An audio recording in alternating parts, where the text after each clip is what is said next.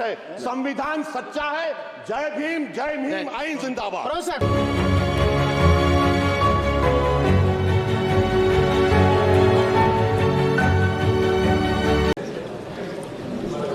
आज हम संविधान की गौरवशाली यात्रा पे जो 75 साल की बात कर रहे हैं,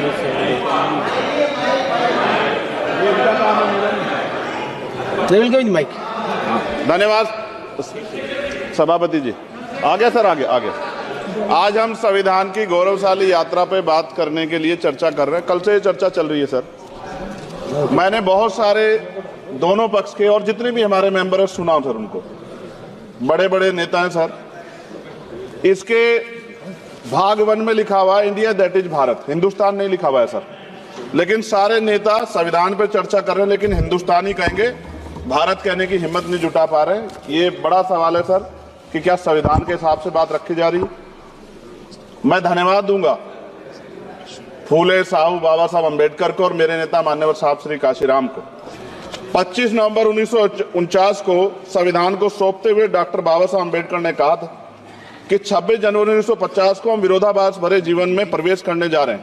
राजनीतिक जीवन में तो हमारे पास समानता होगी, लेकिन सामाजिक और आर्थिक जीवन में असमानता होगी। क्या ये चुनौती आज 75 साल बाद दूर हुई है?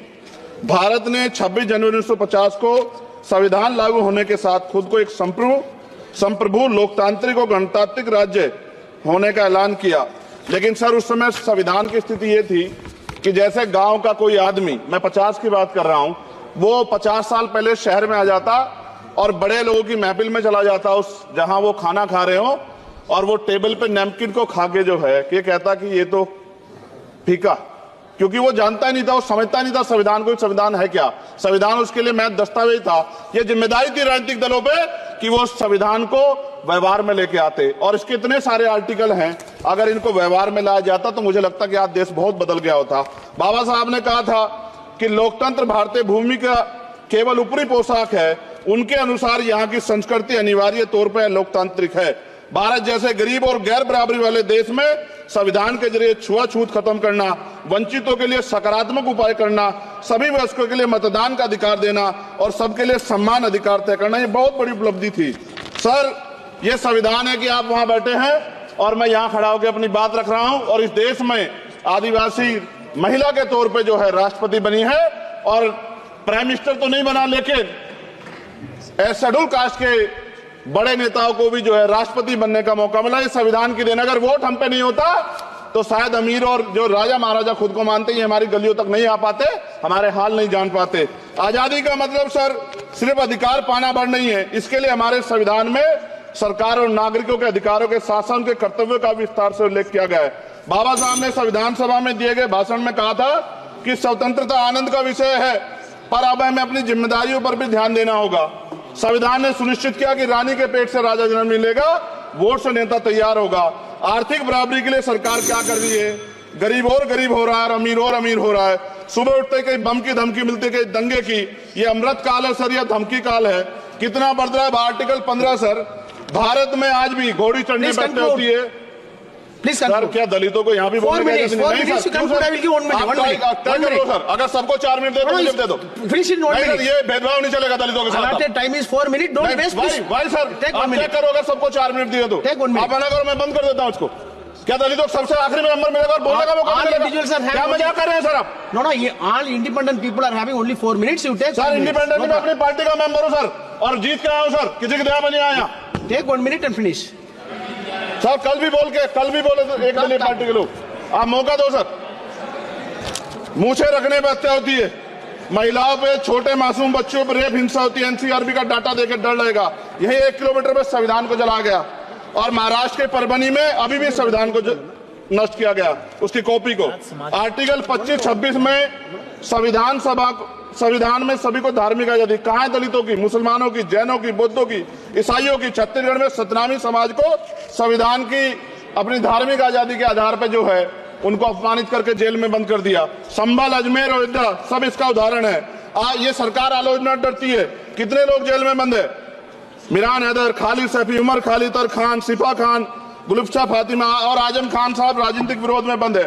सरकार यहाँ बैठी है, सरकार सामाजिक न्याय की बात करती है। बताए कितने दलित मुख्यमंत्री बना रखे हैं आपने? 13 ज्यादा सरकार स्टेट में सरकार है। कितनी महिला मुख्यमंत्री है? आपकी सरकार ने सुप्रीम कोर्ट के आदेश के बाद रिजर्वेशन प्रमोशन में जारी नहीं किया, और ओबीसी को पॉलिटिकल रिजर्वेशन आप देंगे नहीं देंगे, आप बताने का काम करें। मैं 75 साल की गौरव यात्रा में हम एक सभ्य समाज नहीं बना पाए, इसलिए जाति आधार पर SC ST OBC के बच्चों को प्राइमरी स्कूल से लेकर उच्च संस्थानों में भेदभाव किया जाता है। सरकार निरंकुश हो गई, कोई बुलडोजर से कार्रवाई करता है। कल मंत्री जी ने कहा हमने राष्ट्रीय पिछड़ा वर्ग आयोग बनाया, 69 शिक्षक भर्ती में उसकी सिफारिशों को नहीं माना। EWS के जरिए आपने संविधान पे आरक्षण के प्रावधान पे हमला किया। 1 मिनट में खत्म कर रहा हूं सर। संविधान सर, न्यायपालिका में आर्टिकल 124 ये कहता है सर, ये अधिकार जो है, Sanjay sir ji please conclude sir 1 minute में प्लीज संविधान में न्यायाधीशों की नियुक्ति का अधिकार राष्ट्रपति के द्वारा होना चाहिए, अभी तक नहीं हो रही है। All India judicial service commission कब बनेगा? क्या चंद परिवार ही सर जज बन सकते हैं? और आज हम सर, मैं सरकार से सवाल पूछना चाहता हूं सर, सेवाओं में SC ST OBC वर्ग का कितना प्रतिनिधित्व है?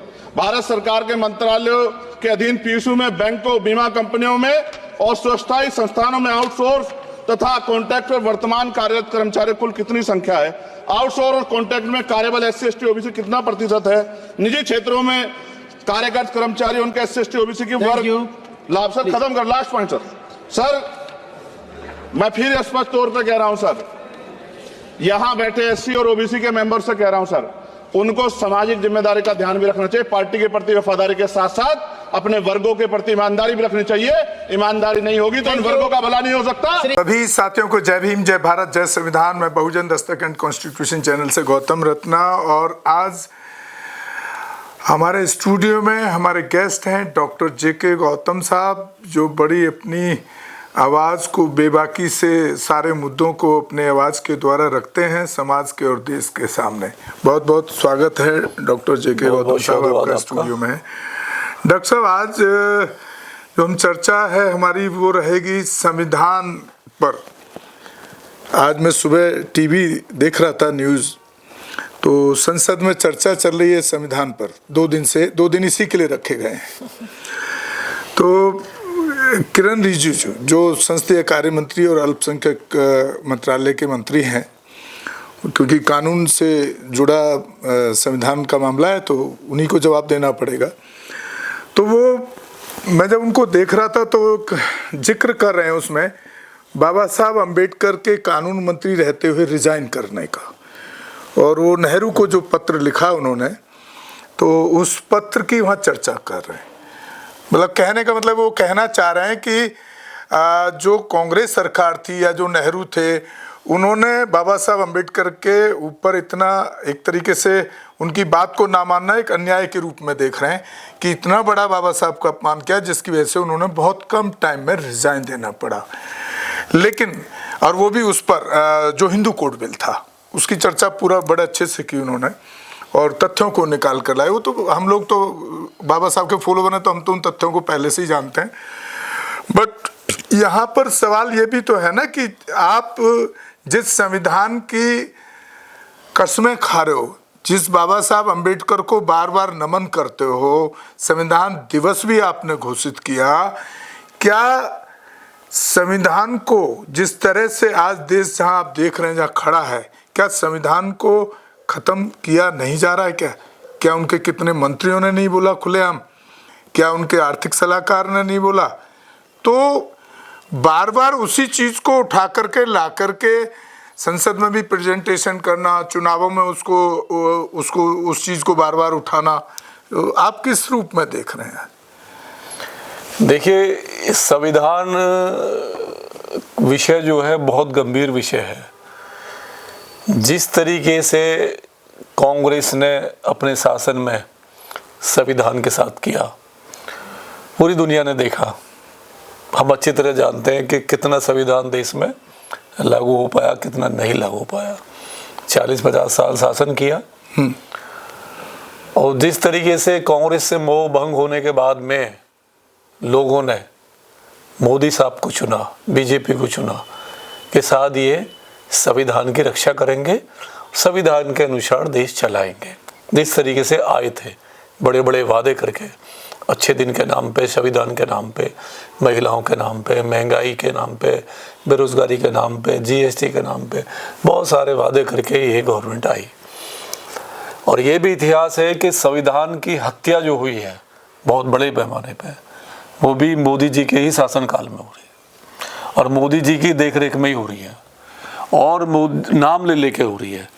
ये चिल्ला रहे हैं संविधान बचाएंगे, संविधान बचाएंगे, और लेकिन जब संविधान पहली बार जलाया गया पार्लियामेंट स्ट्रीट पर, जलाने वाले सो कॉल जो भगवाधारी लोग थे, जो गुंडे थे, जो एक आतंकी लोग थे, और मोदी साहब की पुलिस को ये पता नहीं था, बराबर में पार्लियामेंट स्ट्रीट का थाना है वहीं, और उनको ये पता नहीं था कि संविधान देश में जलाया जा रहा है तुम्हारे ही नाक के सामने।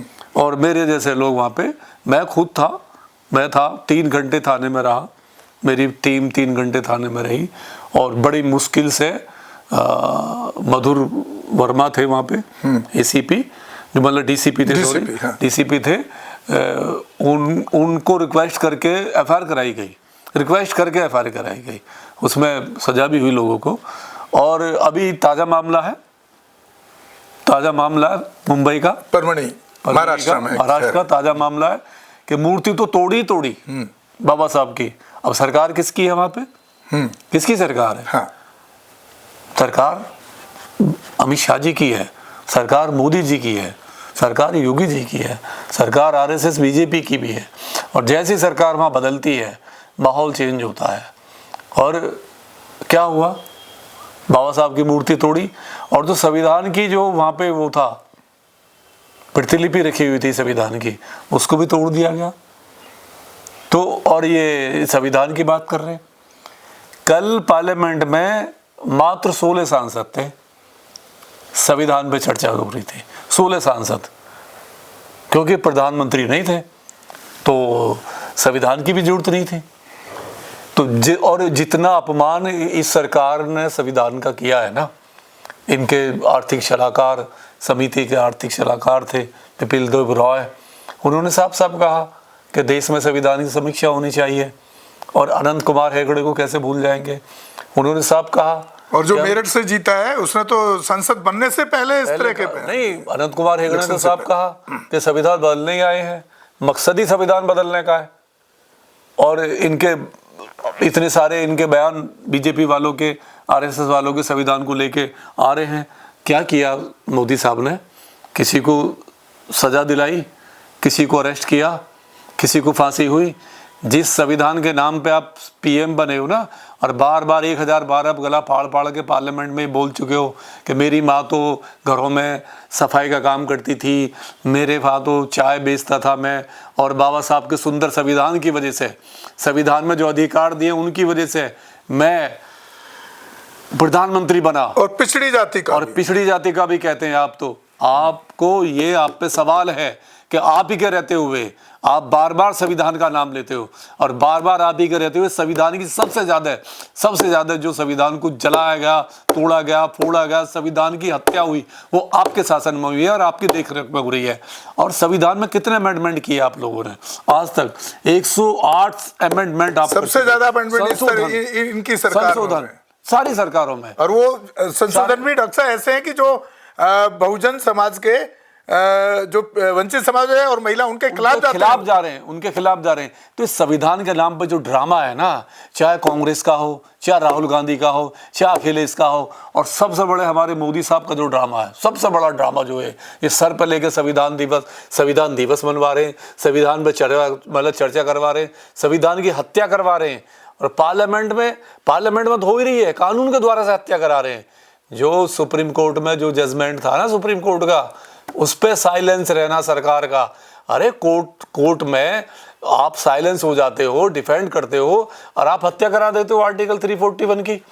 और अभी आपने क्या किया? अभी देश में क्या चल रहा है? जो कानून 1991 में बना, वर्सी पैक्ट जो बना, और उस वर्सी पैक्ट को आप बचा नहीं रहे हो। आप क्यों नहीं कह रहे, क्यों बचाव नहीं कर रहे? पार्लियामेंट में कानून बना ना, सरकार ने बनाया उसको कि जो जहां जैसा रहेगा। आप नहीं आ रहे सामने, आप उसकी रक्षा नहीं कर रहे संविधान के एक्ट की, आप रक्षा कर रहे हो उन लोगों की जो नफरती बीज बो रहे हैं देश में, जो देश को जला देना चाहते हैं, जो आप ये देखिए ना, ये हमारे लोग भी, बहुजन समाज के लोग भी तो नहीं समझ पा रहे। वो इसमें खुश हैं कि बाबा साहब की जो जहाँ अंतिम सांस ली उसको एक संविधान की किताब के रूप में एक स्मारक बना दिया, और दूसरी तरफ संविधान को खत्म करने का ये क्यों नहीं समझ पा रहा है? समाज क्यों नहीं समझ रहा है? समाज में क्या है ना, जो ये बाबा साहब का जो मैटर है ना, हमारे जो बहुजन समाज है, मेनली जाटव समाज है, मेनली उसमें भी जाटव समाज जो बल्क में है, वो उनके बड़े दिल को छूने वाला मामला है।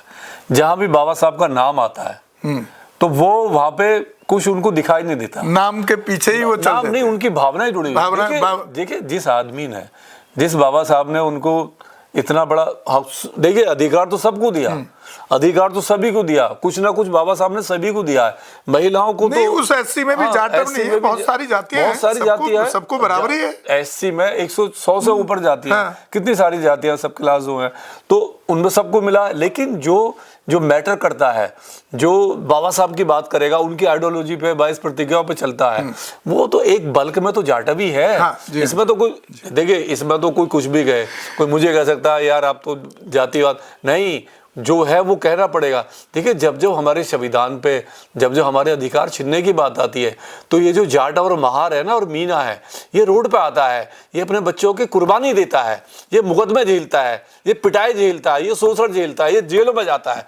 तो मैं दावे के साथ ये कह सकता हूं बड़े गर्व से कि ये जो लोग हैं, ये संविधान की रक्षा को बचाने के लिए आए दिन 24 घंटे काम भी कर रहे हैं। तो जो भी, देखिए क्या है हालात, ये है हमारी हालात, ये है जो जुड़ा हुआ मैटर है बाबा साहब से, कि कोई डाकू चोर बदमाश भी आ जाए ना, और वो भी बाबा साहब के नाम के 3 नारे लगा दे, तो शायद उसे भी छोड़ दें हम, कि छोड़ दो यार। और ये राहुल गांधी और ये अखिलेश, ये क्या है, ये तो सफेद पोस्ट वाले चोर थे, दोनों ने संविधान को लेके मतलब वोट ले लिया, और जो जब संविधान की हत्या हुई तो ये ढोल नगाड़े बजा रहे आर्टिकल 341 में।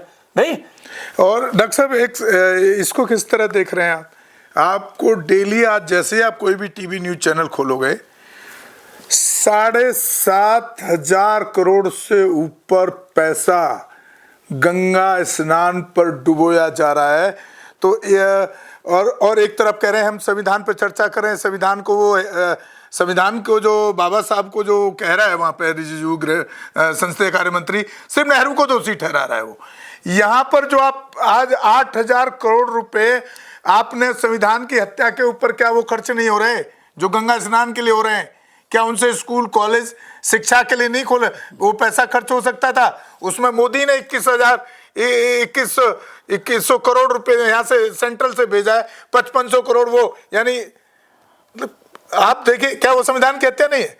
क्या आप मुसलमान के त्योहार पे या जो बौद्ध धर्म के जो त्योहार हैं उसके लिए आपके पास कभी बजट हमने तो देखा नहीं? तो ये भी तो संविधान की हत्या नहीं है क्या? ये मैं पहले कह रहा हूं, जब से ये सरकार आई है इसको संविधान से कोई मतलब नहीं है, संवैधानिक जो बॉडियां बनी हुई है उनको कोई मतलब नहीं है। अगर आप देखिए, आप अगर किसी विशेष धर्म के बारे में इतनी चिंता करते हो, आए दिन कभी ये फेस्टिवल कभी वो फेस्टिवल, उसके नाम पे आप करोड़ों रुपए डुबाते हो, उसको वेस्ट करते हो, तो बाकी जो धर्म है, जो संविधान में साफ लिखा हुआ है कि सर्वधर्म देश का हमारा वो है, लोकतंत्र देश है, सारे धर्मों की बराबर रेस्पेक्ट है, तो आप दूसरे धर्मों को क्यों नहीं ला रहे? उनको भी बनाइए ना। अभी आप क्रिसमस डे आ रहा है माइनॉरिटी का, नहीं, आप खोल दिए 1000 करोड़ का पैकेज उनको दीजिए, वो करिए ना उनको। अभी सिखों का गया प्रकाश पर्व, आपने खोला 1000 करोड़ का पैकेज खोलिए। अरे जिस देश में, सीधी बात है, जिस देश में मोदी साहब आपने 80 करोड़ भिखारी बना दिए हो, 80 करोड़ गरीब बना दिए हो, और आप खुद कह रहे हो मैंने 25 करोड़ को तो गरीबी की रेखा से ऊपर निकाल दिया, 80 करोड़ आज भी 5 किलो अनाज आप उनको दे रहे हो।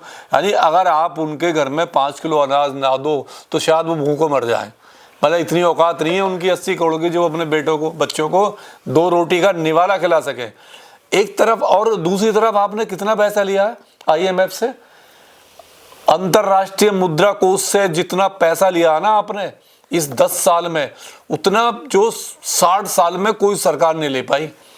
और सबसे बड़ी बात देखिए, जो संसदीय कार्य मंत्री डिफेंस कर रहा है मोदी को, बड़ा कट्टर भक्त है वो आदमी, वो खुद बौद्धिस्ट है, वो बहुत बुद्धिज्म में उसका वो बाई बोर्न है।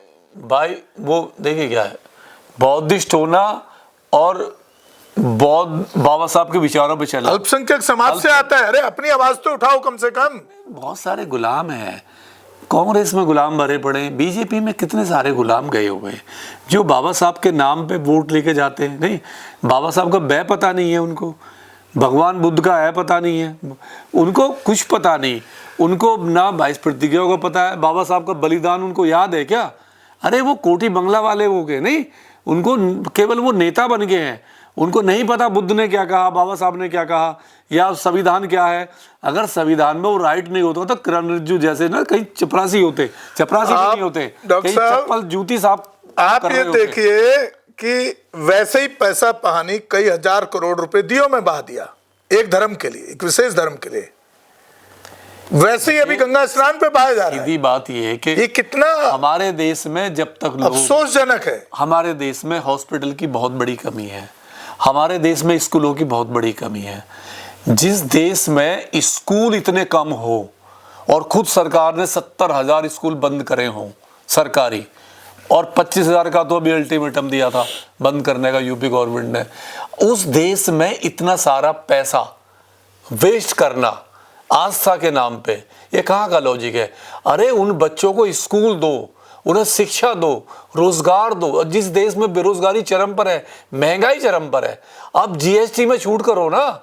अब जीएसटी को आपने डबल ट्रिपल कर दिया है, नहीं वो तो आपसे हो नहीं रहा। हमारे channel constitution like, share, subscribe देखना मत भूलिएगा। जय भीम, जय भारत, जय संविधान, नमो बुद्धाय। धन्यवाद। चैनल आर्थिक समस्या से गुजर रहा है। अगर आप बहुजन समाज में बाबा साहेब अम्बेडकर और तथागत बुद्ध की विचारधारा को अधिक से अधिक लोगों तक पहुंचाना चाहते हैं तो हमें आर्थिक सहयोग प्रदान करें, ताकि हम अपने चैनल के माध्यम से देश विदेश में समता, बंधुता, एकता और संवैधानिक अधिकारों को ज्यादा से ज्यादा लोगों तक पहुंचा सकें। आप अपनी सहायता राशि नीचे लिखे खाते में जमा करा सकते हैं। खाता धारक गौतम रत्न, खाता संख्या 3169576865 IFSC कोड SBIN 00603336, बैंक भारतीय स्टेट बैंक। आप हमारे बैंक खाते का विवरण स्क्रीन पर भी देख सकते हैं।